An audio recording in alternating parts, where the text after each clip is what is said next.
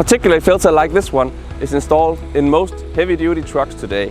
It removes basically all of the harmful particulate from the exhaust gas, but at some point it needs to be cleaned or replaced because it's worn out. And what do you do then? In Dinex, we introduced the Reconditioned Particulate Filter program a few years ago to the European and US aftermarket. We introduced with the full product program coverage to support the automotive industry.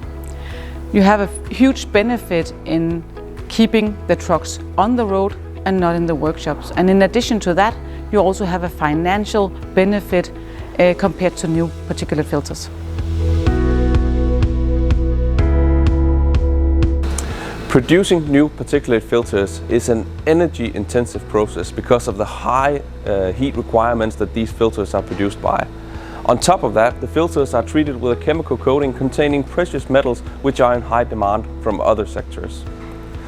With the Dinex Recon program, we are using our extensive distribution network to create a circular economy system that collects filters, cleans them in an environmentally friendly way and sells them back, without any negative effect on the filtration ability.